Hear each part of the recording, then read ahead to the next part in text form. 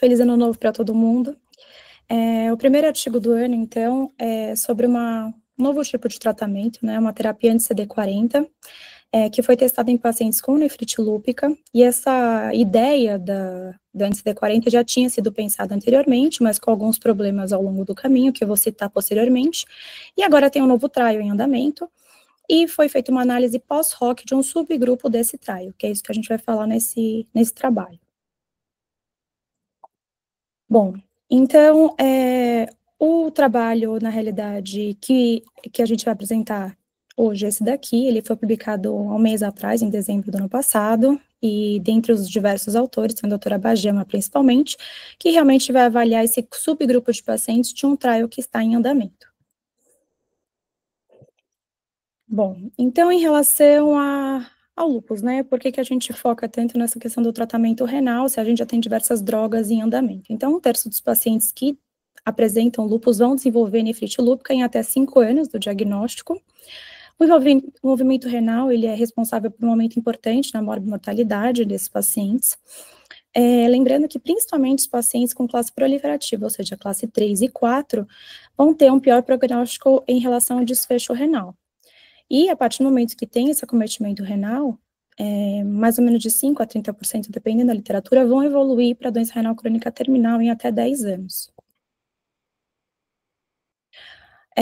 E o porquê do CD40, né? Então, o CD40, ele é um receptor transmembrana, ele é expresso nas células apresentadoras de antígeno, e o CD40 ligante, ele é super expresso em muitas células de pacientes com lúpus. Eles citam diversas biografias que tem no texto, depois para quem quiser se interessar, mas já tem isso muito bem comprovado. Então, ele é super expresso em pacientes lúpicas, nas células T, monócitos, nas células dendríticas, principalmente. Lembrando que a ativação dos linfócitos vai ocorrer através dos sinais coestimulatórios dessa interação CD40 nos apresentadores de antígeno, nas células apresentadoras de antígeno, e do CD40 ligante nos linfócitos T. Então, essa ativação é essencial para a produção de anticorpos, contribuindo, então, para essa patogênese. Eu achei essa imagem aqui, é de um outro trabalho, mas aqui para a gente ver, assim, as novas drogas que a gente tem, novas e antigas drogas que a gente tem, e aqui é o que a gente vai falar. Aqui, então, a célula B, célula T, né, então a célula B é a célula apresentadora de antígeno com o CD40 e o CD40 ligante nas células T. A droga que está em questão é essa que tem essa sigla, BI 655064, tá? Então, essa é a droga do artigo de hoje.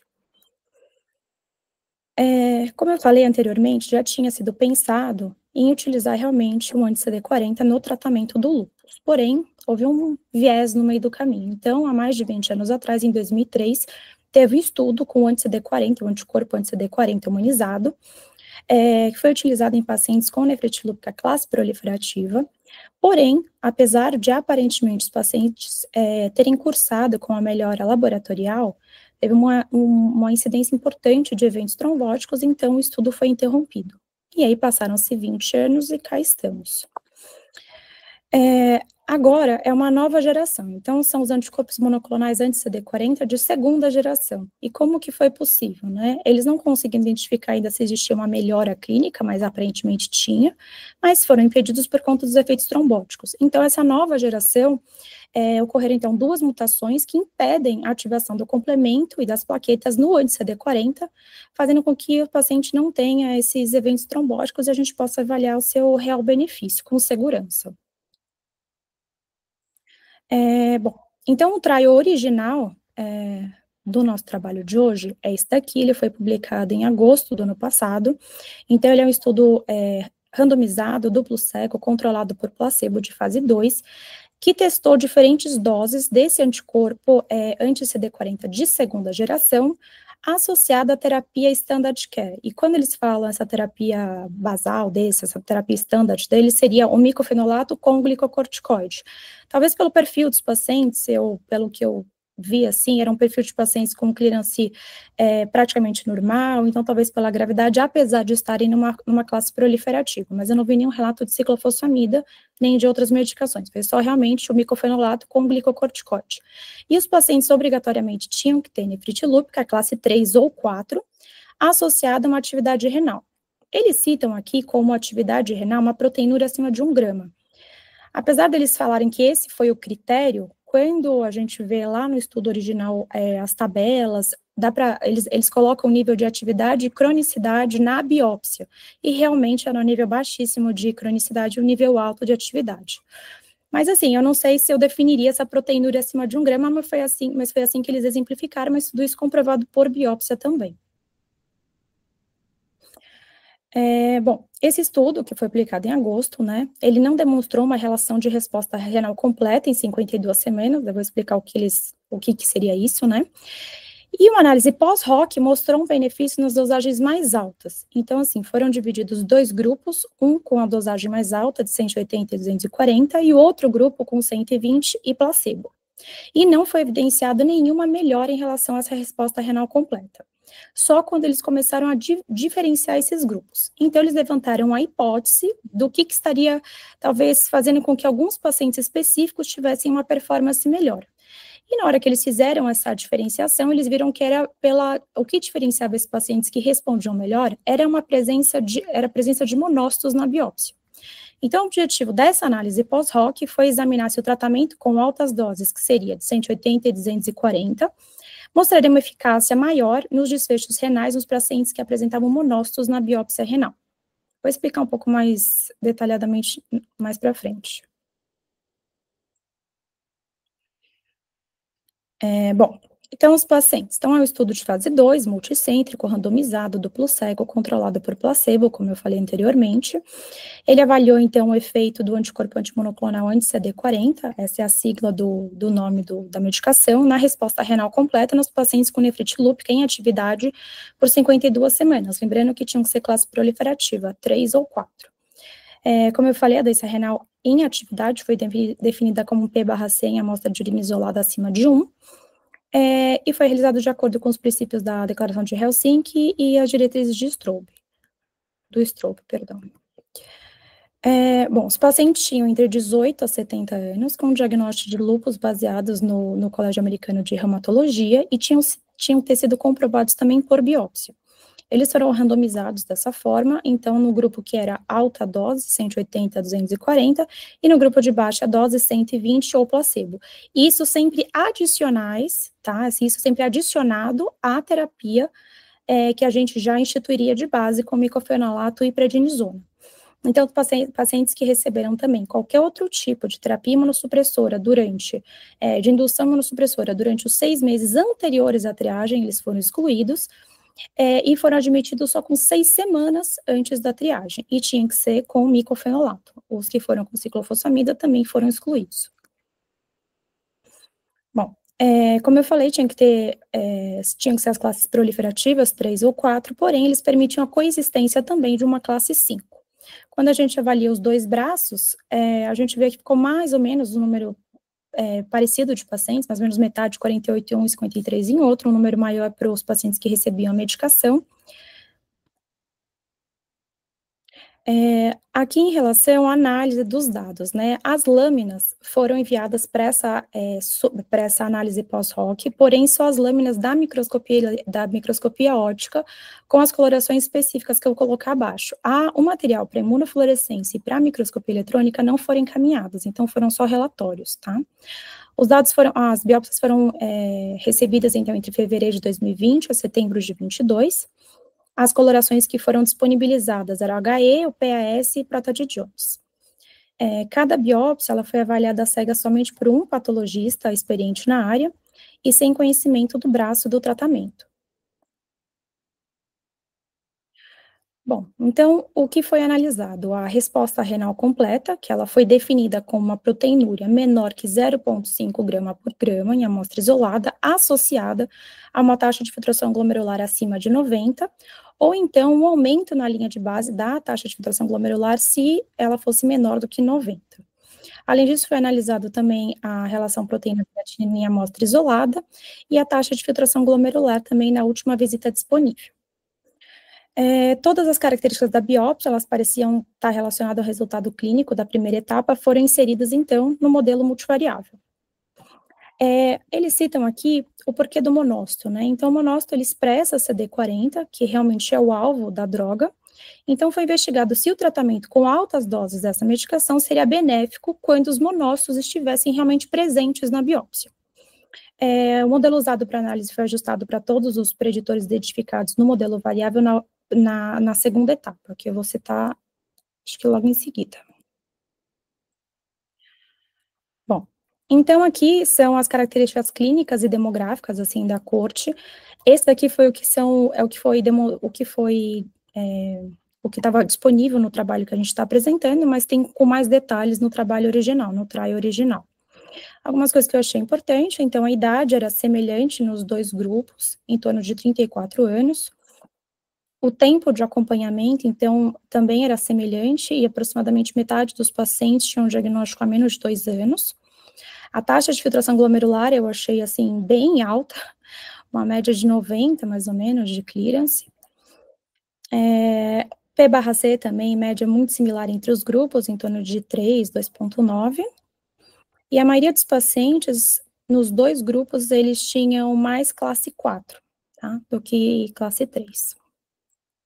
Apesar desse clearance estranhamente elevado.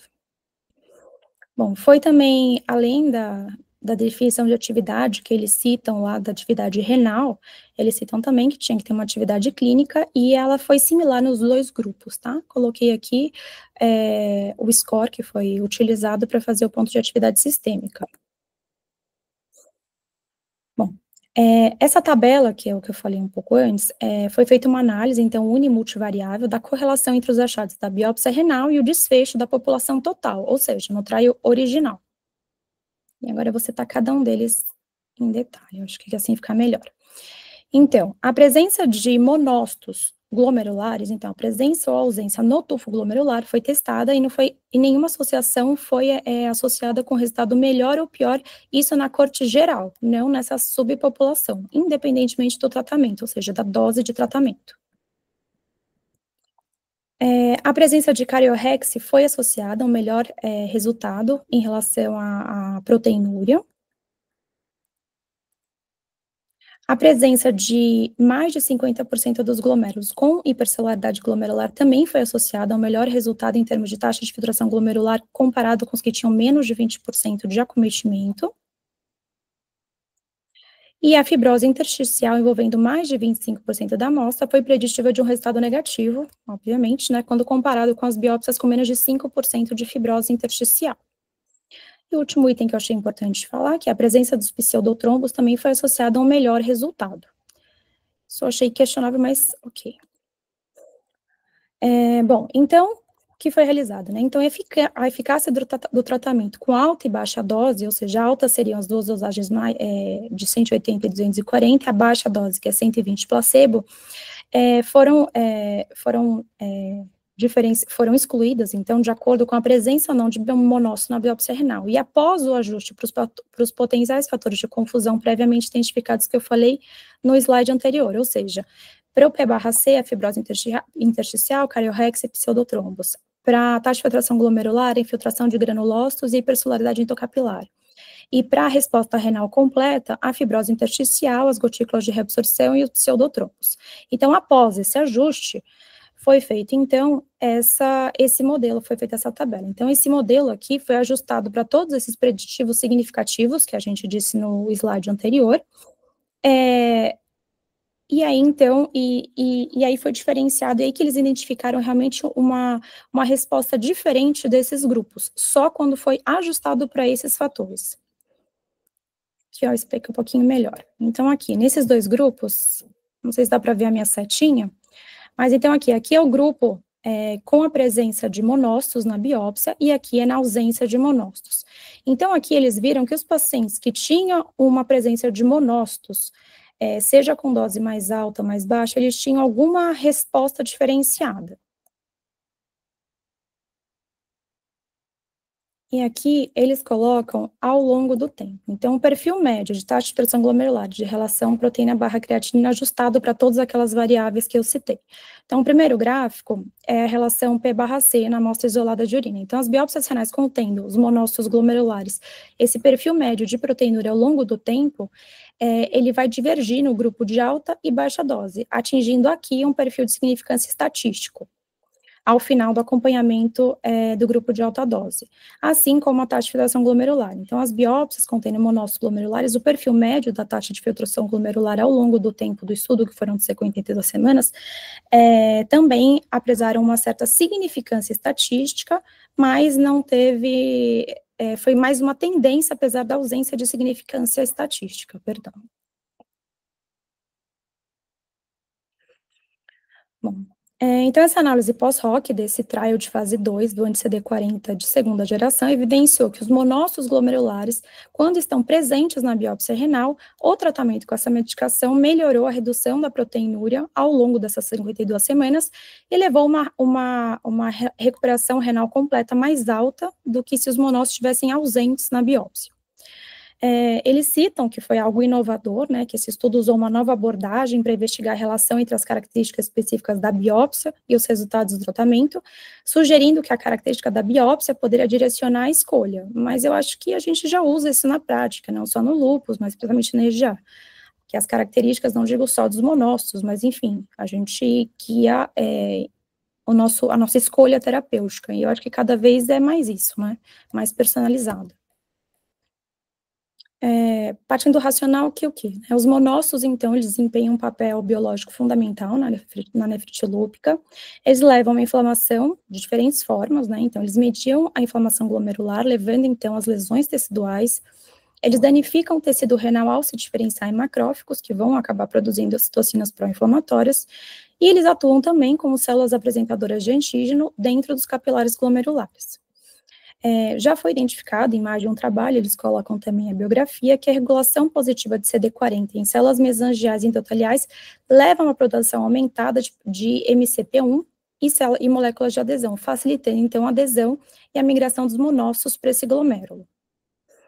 E já foi identificado também de mais de um estudo, eles colocam uma bibliografia extensa, falando que os pacientes que possuem lúpus, eles têm uma superexpressão de células CD40, de CD40 nas células B nos macrófagos. Então, do que em comparação com os pacientes com os controles saudáveis. Então, talvez seria realmente um benefício na atuação dessa droga, né? Foi aventada, então, a possibilidade também de fazer uma coloração imunistoquímica para avaliar todas as outras células que talvez pudessem expressar CD40, já que isso era era algo descrito em literatura, mas não era algo que eles viram realmente no trabalho, mas o material não foi enviado, não foi disponibilizado, né, só foram disponibilizadas aquelas lâminas de material para IF e para eletrônica foi só relatório, então eles não puderam confirmar essa hipótese. Na corte, então, geral, a presença ou ausência de monócito no tufo não foi associado a nenhum resultado, benéfico ou não, somente, então, nessa análise mais detalhada, que foi evidenciado que os monócitos glomerulares estavam realmente modificando o efeito do tratamento com essa droga, principalmente olhando a proteinúria e a resposta renal completa. Em relação ao clearance, foi só uma tendência.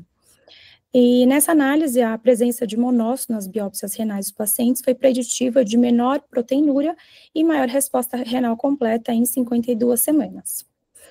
Embora nenhum efeito significativo tenha tido demonstrado em termos de taxa de filtração glomerular, como eu disse, nos dois grupos, houve um benefício, uma resposta, uma tendência, um benefício em relação à taxa de filtração glomerular.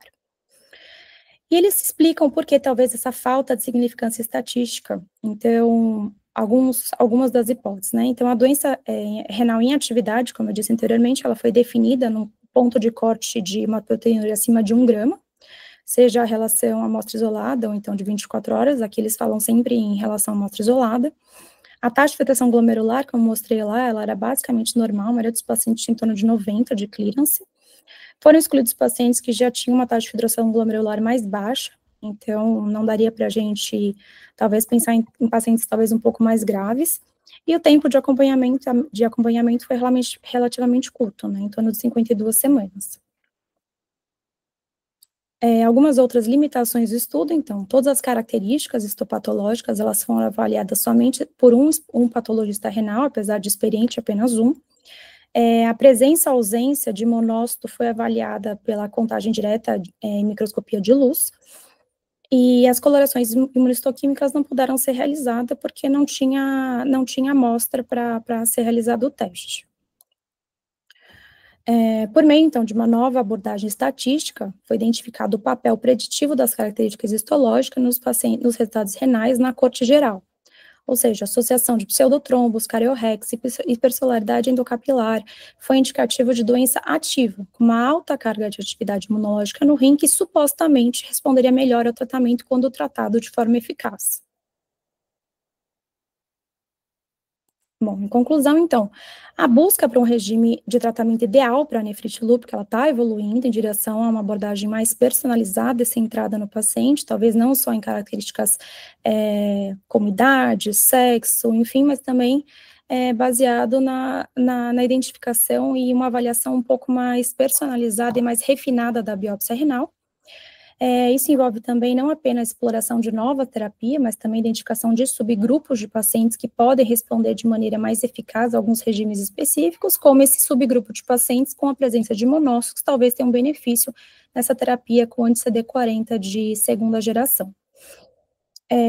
As biópsias renais, então, de nefrite lúpica apresentando monócitos, né, que talvez tenham esse benefício com doses elevadas, ou seja, de 180 a 240 miligramas, e não na dosagem baixa, e que comprovadamente resultou em uma taxa de recuperação renal completa mais elevada. O estudo enfatiza também que as características histopatológicas das biópsias podem ser fundamentais, que é exatamente o que a gente falou, para a decisão terapêutica, e para validar esses resultados são necessários estudos adicionais com cortes mais amplas, além da identificação de padrões preditivos nas características histológicas, visando então a seleção do tratamento mais adequado e a promoção de uma abordagem mais centrada no paciente e mais individualizada. Eu acho que, assim, resumindo, é basicamente para a gente olhar, não talvez só um esquema, uma diretriz, um guideline, eu acho que é olhar com um pouco mais refinado para um paciente. E é isso, gente. Muito bom, Nath. Parabéns pela apresentação. Obrigada, chefe. Aí abrimos agora para discussões. Quem quer começar? Eu senti falta de ele falar sobre os eventos adversos. Ele falou, Nath? Parabéns pela apresentação, foi linda.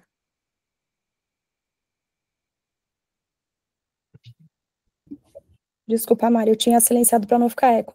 Então, não, ele não falou, assim, eu até achei que eles fossem falar alguma coisinha a mais. O que eu fui ler o trabalho original. No trabalho original, que aqui é só uma análise pós-hoc, né? Então, assim, no trabalho original, eles falam, mas eles não citam nada, assim, muito grave, e não foi o que foi... Tem alguns pormenores do trabalho original, acho que vale a pena a gente discutir, que eu fiquei com algumas dúvidas, mas nesse que eu apresentei hoje, não, eles não simplificaram nada, não. Inclusive os dados, inclusive da biópsia, da histopatologia, tudo isso só tinha no trial original, né? Legal, obrigada. Imagina. Eu acho que a gente tem que discutir, fazer uma discussão aqui,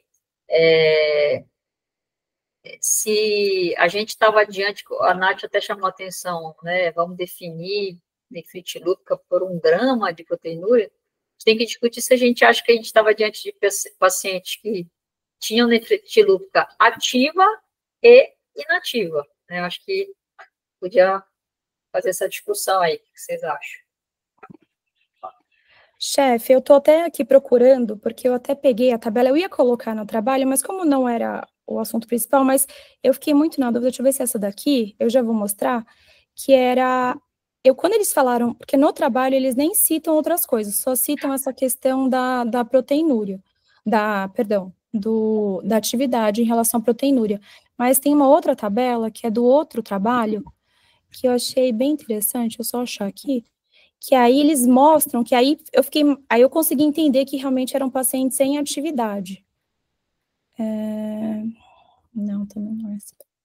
Que eu procurei no outro trabalho. Fala que funciona o remédio, ele dá algumas características de paciente em atividade. Então, cariorrex é um critério de atividade, pseudotrombo, hipercelularidade, né?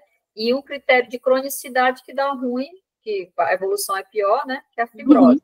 Certo. Então, aí a marcação do monócito aí, né? do macrófago, no caso, né, que no tecido a gente marca macrófago, ela estava só, talvez, colaborando quem tinha atividade, tinha benefício do remédio, e tinha alguns inativos, e por isso que o remédio não foi benéfico. Então, talvez faltou até eles colocarem índice de atividade, né, dessa biópsia. Não sei se Exato. Então, é isso que eu estou tentando achar, doutora. Eles não citam nesse trabalho, mas no artigo original eles citam. Eu tinha colocado, mas eu acabei tirando, mas eles colocam, sim, o nível de atividade era bem alto e cronicidade era bem baixo, assim, em geral. Só estou tentando achar aqui, mas aí que eu entendi o porquê eles falaram só desse P/C, mas eu achei meio esquisito, sabe, falar com o P/C só em relação à atividade, até porque não daria para a gente dizer, né, eu sei que o clearance é muito bom, mas, assim, falar que isso realmente é só atividade, eu não sei, eu achei um pouco questionável.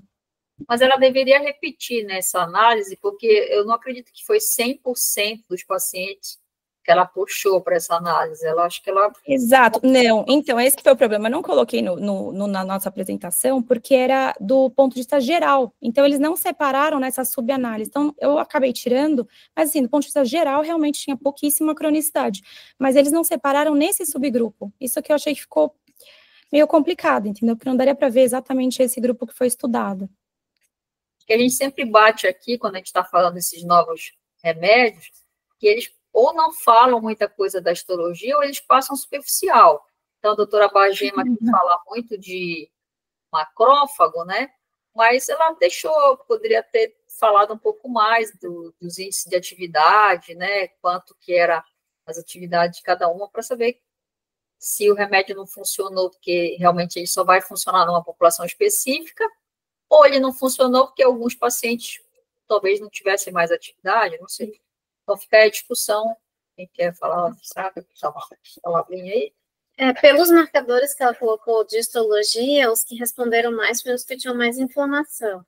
Então, faz sentido pelo mecanismo de ação da droga, que age nos monócitos, macrófagos e tudo mais, e então faz sentido pelo esse mecanismo.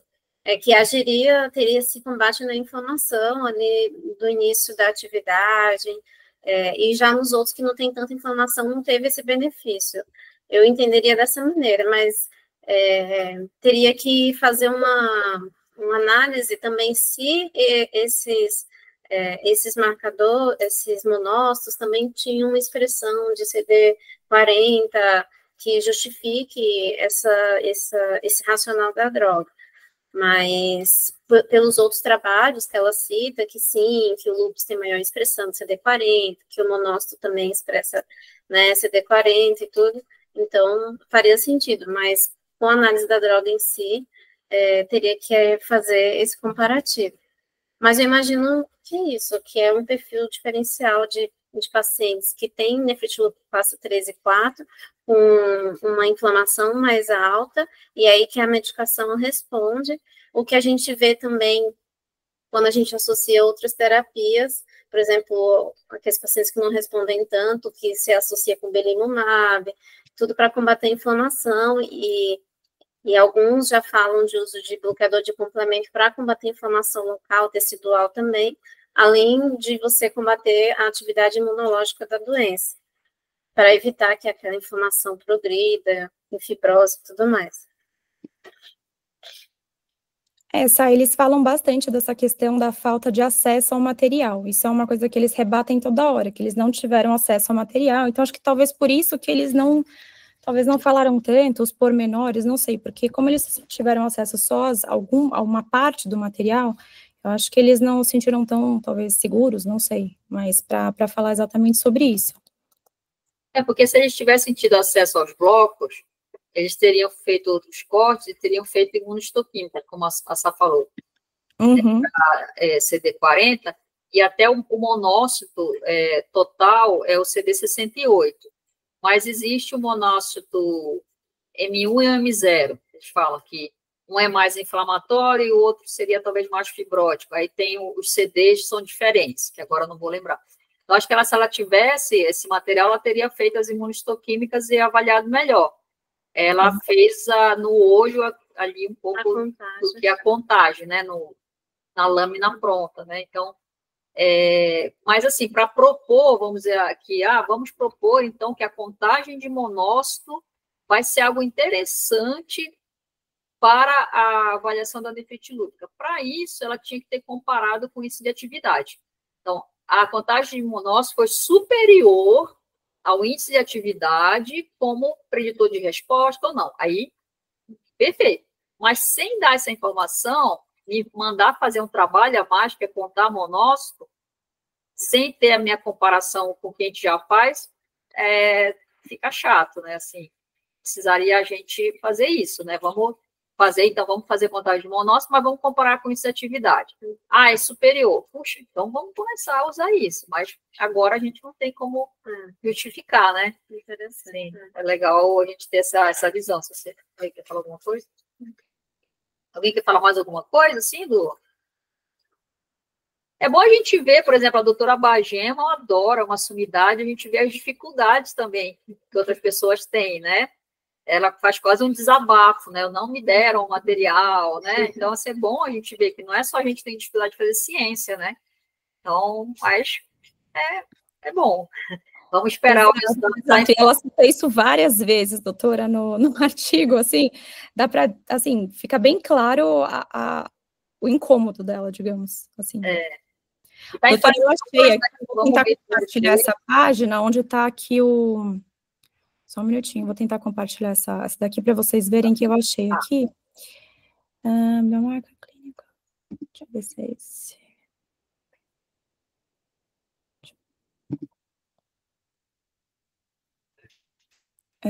Mário, fala aí. Deixa eu ver se é esse aqui. O que eu acho interessante no lúpus é que tem os dois lados. Tem o lado que a doutora falou, que a gente fica uma proteinúria baixa, uma função renal normal, e aí a gente fica naquela, será se é mesmo atividade ou se não é? A gente fica um pouco duvidoso de colocar mais medicação no paciente ou não. E ao mesmo tempo, ainda acho interessante também os estudos, mesmo com uma forma clínica que aparenta ser leve, por conta da dificuldade da gente ver aquela questão que está sendo batida, de você ter a resposta clínica completa, mas daí, de repente, o paciente faz um flare, ao mesmo tempo que às vezes a gente fica na dúvida se realmente é uma atividade, a gente também fica na dúvida se eu posso confiar naquela clínica mais branda. O laboratório de histologia, né? Então, a paciente com clearance de 90, a proteinúria de 1, mas que é a classe 4, com índice de atividade alta. Isso que a gente fala, né? Essa dissociação histológica, que a gente vê super na prática, né? Isso daí. Nath, eu acho que estava compartilhando e parou. Eu troquei, doutora, porque estava no errado aqui, por isso que eu mudei. Aqui, tem esse aqui. Porque eu não que eu não estava conseguindo. Eu fui printando aos poucos, mas aqui, Só que isso aqui é no grupo geral, tá? Então, aqui, nível de atividade. Eu acho, assim. Aí eu me senti mais segura, só que não é do grupo que a gente está falando, né? Assim, complicado, né? Isso aqui é no trabalho original. Então, assim, no trial original, não nesse subgrupo. Então, não sei. Acho que é meio complexo. O que estava com 240 miligramas e o que estava com 180 tinha uma atividade maior, né? De 7, né? Sim. Isso pode atrapalhar, né? O raciocínio, né? Que aí pode ser outra que você falou. Pode ser que os anteriores tinham menos atividades em tese, por isso responderam menos. Sim, nesse grupo de 120, assim, vê que é um nível de atividade relativo, né, mas uma cronicidade maior que todos os outros, então... Isso. Eu não sei, assim, achei meio estranho, por isso que eu não coloquei, porque eles não subdividiram a população estudada, a nossa, né, então, mas enfim, eu achei estranho eles colocarem como atividade só essa questão da proteinúria e esse índice de atividade sistêmica, né, então, não sei. Talvez a gente tivesse que ter randomizado pelo índice de atividade. Justo. Deveriam ter randomizado, aí ficaria bem igualzinho, atividade e cronicidade, e aí ter mais uma ideia. Então, fica o alerta aí, talvez Para ter que, quando sair o trial fase 3 e tal, a gente dá uma olhada de novo aí se eles vão lançar esses dados para a gente poder entender. E aí comparar com o índice para saber se eu preciso ou não contar monóxido. Comparar com o índice de atividade para saber se eu preciso ou não contar monóxido, como a Sá está falando. É isso aí. Exato. Mas se a gente for ver, assim, esse outro índice de atividade sistêmica, esse daqui aqui embaixo, não dá para diferenciar aquele grupo que tem mais atividade e menos atividade, né? Assim, eles são muito similares, então...